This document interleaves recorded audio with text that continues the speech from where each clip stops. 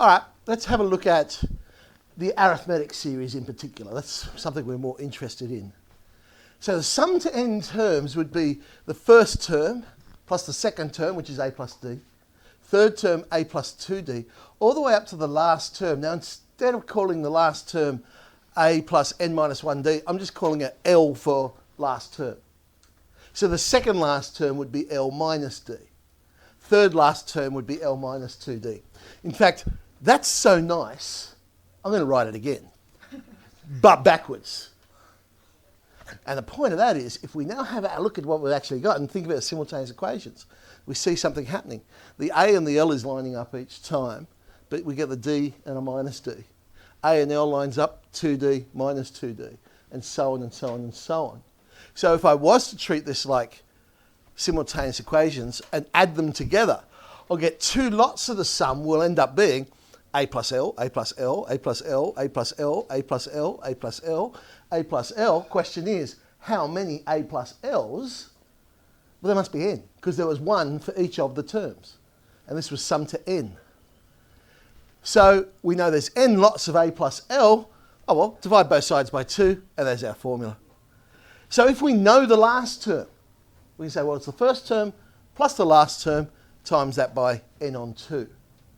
If I don't know the last term, we could, remember, the last term would be term n, which is simply a plus n minus 1d. So I substitute that in and tidy it up, I get this formula. So if I don't know the last term, then I can say it's n on 2 outside of 2a plus n minus 1d. Be very careful with that. It's so easy to make a mistake and go a plus n minus 1d in the brackets, because we're so used to seeing that for general term. But for sum to n, it's 2a plus n minus 1d.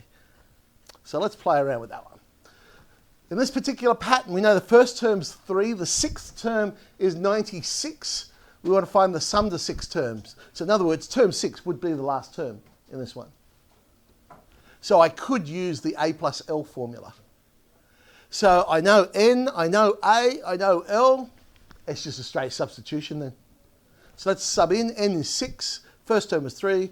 Last term was 96. Bit of calculation, we get 297. So with these sort of questions, it's all just extracting the data out. Can I find A? Can I find N? Can I find L? If I can't find L, can I find D, the common difference? Let's pretend I don't know what the last even number is. So the sum of the first 100 even numbers. What is that 100th even number? No, too tough. Can't work that out. So I'll use the other formula. I know A is 2. I know the common difference must be 2 because there's 2 between each even number. And I know N will be 100. So don't know L. I'll use the other formula. N on 2, 2A plus N minus 1D.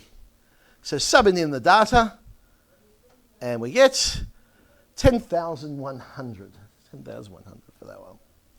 So there's the use of the two difference. If I know the last term, I could go A plus L. If I don't know the last term, 2A plus N minus 1D. This time they're telling me the sum of the first 10 is 100. The sum of the first 5 is 25. We've got to find the first term, the common difference, and also the formula for the general term as well. Okay, well let's write down what we know. I know the sum of 10 is 100.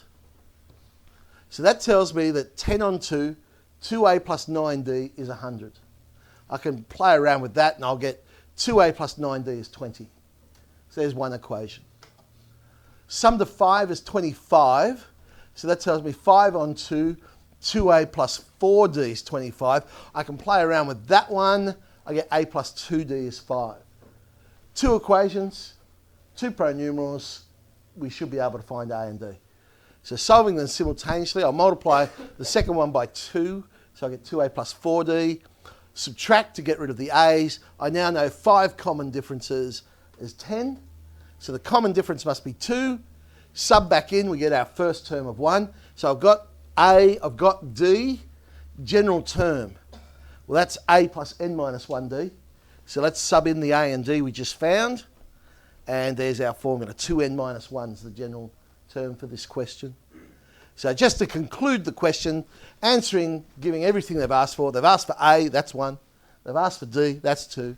They've asked for the general term, that's 2n minus 1. So that solves this particular problem. Sum notation. Now, I know this is arithmetic because look at the general term. Remember, in here is your general term. So it's in the form a plus n minus 1d. Some constant number, some multiple of n, it's going to be an arithmetic. So I know I can use my formula for an arithmetic series here. First term, we are going from n equals 1, and we're going up to 10. So first term is negative 3 when I substitute in. Last term would be 24 when I substitute in. And number of terms we have is 10.